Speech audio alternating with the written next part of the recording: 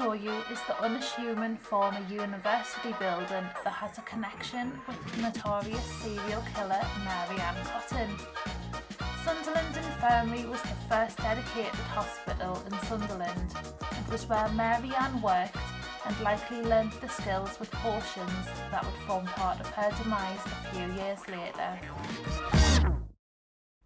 Mary Ann Cotton was found guilty of killing 3 of her 4 husbands with the supposed aim to claim their insurance, as well as killing several of her own children and other victims too with arsenic poisoning.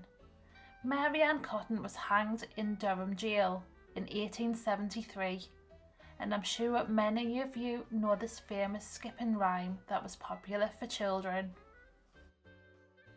Mary Ann Cotton, she's dead and she's rotten, lying in bed with her eyes wide open. Sing, sing, oh what should I sing? Mary Ann Cotton, she's tied up with string. Where, up in the air, selling black puddings, a penny a pair. Mary Ann Cotton, she's dead and forgotten, lying in bed with her bones all rotten. Sing, sing, what can I sing? Mary Ann Cotton, tied up with string. I remember singing this as a child, but I don't think I realised how creepy the lyrics are. The hospital was built in 1823 for £3,000 and was operated with 60 beds and a rudimentary operating theatre when it first opened.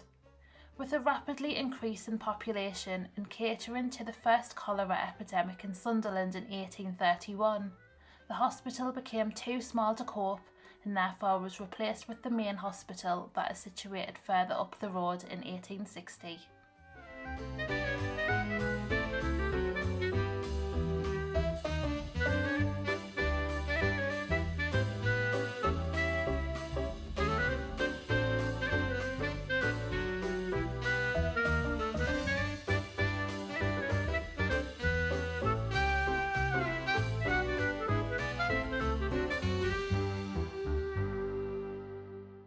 Past the university buildings that line both sides of the road before crossing the road and continuing towards the left, where we come to our next find.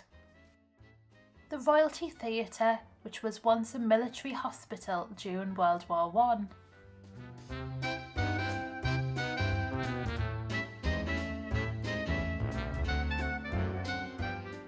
This building was originally a church that was converted into an auxiliary hospital during the First World War by the Joint War Committee and was known as the Social Centre, run by the 11th Durham VA Hospital Unit. The nurses who tended to patients here were a mixture of qualified and volunteer nurses, with Mrs. Elizabeth Rogers receiving a Royal Red Cross second-class honour for the services to this hospital. The hospital received £3 per day per patient by the War Office. As a result of those poor souls being looked after within the hospital, there are rumours that the building is haunted. Bursts of laughter have been experienced, as well as high-pitched moaning noises, dark shadows, and moving furniture.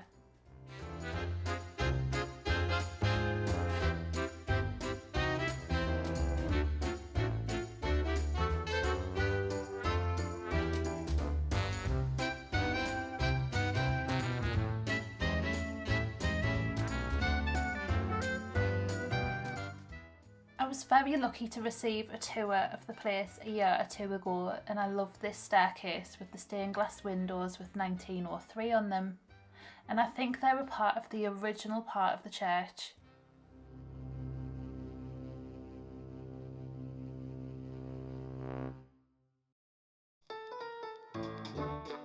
From what I remember the social media executive telling me, the church was a freestanding building with Chester Road originally running through where the rest of the theatre is now.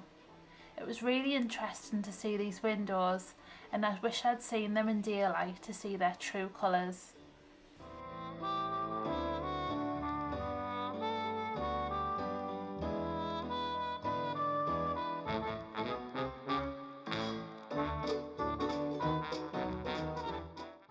This room, I believe, was one used for the hospital, and you can imagine it with iron beds lining the walls, full of wounded soldiers back from the Western Front.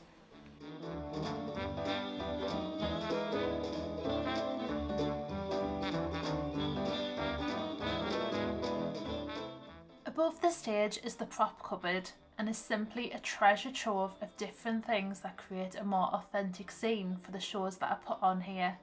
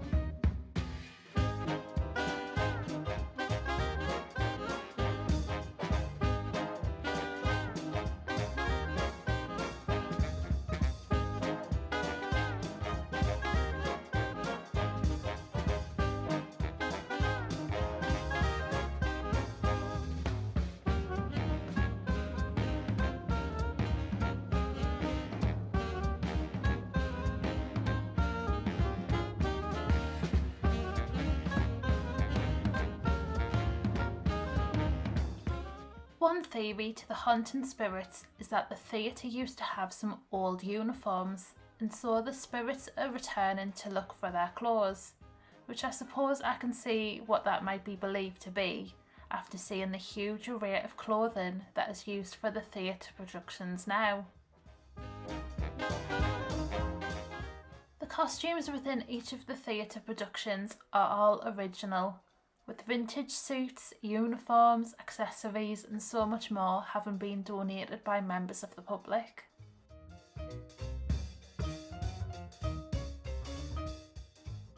I just didn't know what to look at first. There was reels upon reels of clothing. Hats were organised in era order, whilst vintage wardrobes housed Edwardian suits and the like. It was a vintage clothes lover's dream.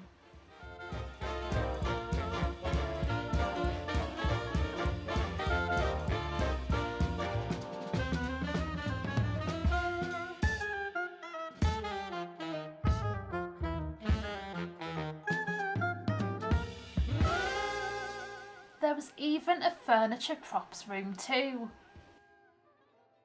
thought the ceiling was incredibly interesting. Perhaps the hall was to reach the attic above, or was even a fitting for a grand light.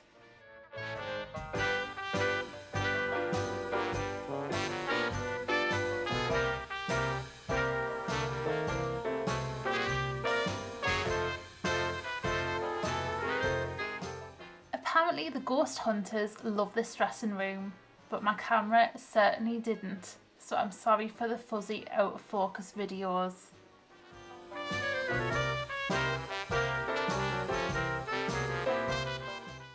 This room led to the dressing room, which was cool as to see, as I've never been in a theatre dressing room before.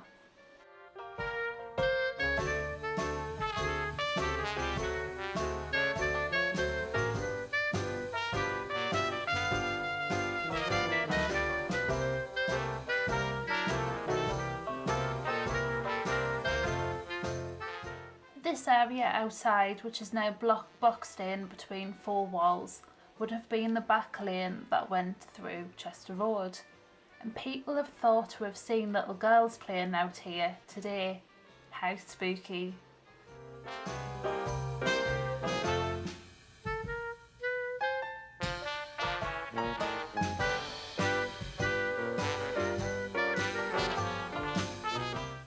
At the back of the stage is where you can really see the architecture of the church.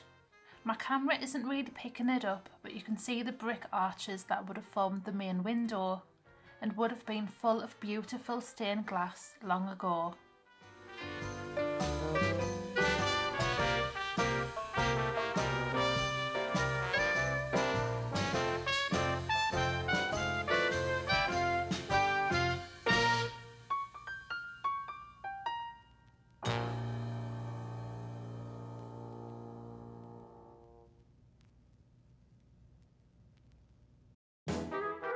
The Royalty Theatre itself was established in 1925 as Sunderland Drama Club, having relocated to its present site in 1947 after various venues around Sunderland, including the Victoria Hall, was destroyed in bombing during World War II.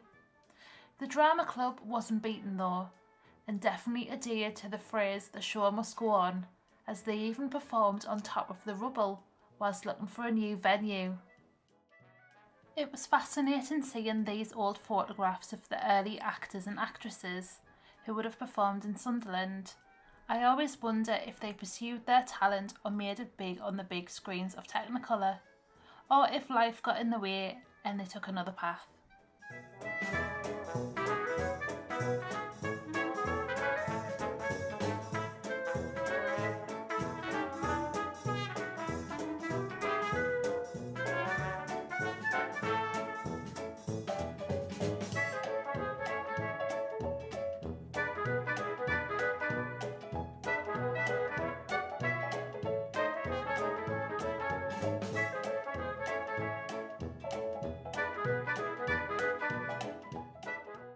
Heading back to Chester Road, we head along to find our last historic story of the day. We go past the residential streets and the student accommodation, walking towards the shops further up.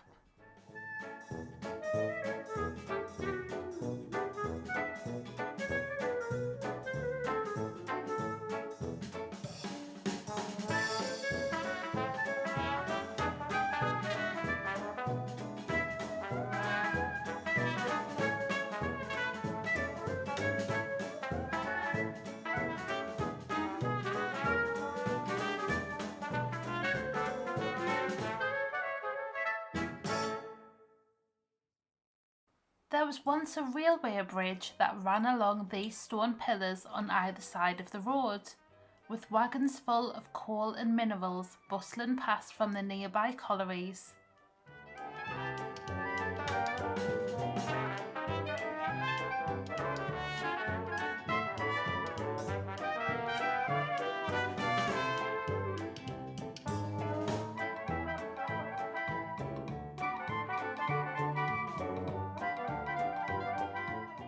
On the other side of the road, just past the Chesters, is a special blue plaque to commemorate two special ladies, Ida and Louise Cook, who were residents at 37 Croft Avenue, and they saved many Jews from persecution during World War II. Both sisters worked as clerks for the civil service, whilst Ida had a talent for writing romance books for Mills and Boon and authoring 112 books in her writing career. Ida and Louise loved attending the opera and would often travel abroad to see their favourite singers, and in the 1930s they began to hear how people were being treated in Germany and Austria. Jewish people at the time were free to leave but couldn't take their assets with them, but the policy of the UK and many other countries that were safe for these people needed the financial assets to show that they could support themselves and their families, so therefore they were stuck. Ida and Louise came up with a plan, using the guise of visiting the opera to smuggle anything of value from the Jewish people back to the UK, so the Jewish people could prove to the UK government that they could support themselves. In total, they saved 29 Jewish people, keeping a genuine interest in their lives and continuing to support them in any way that they could. I feel like I could do a full video on these incredible ladies, so let me know if you'd like to see that.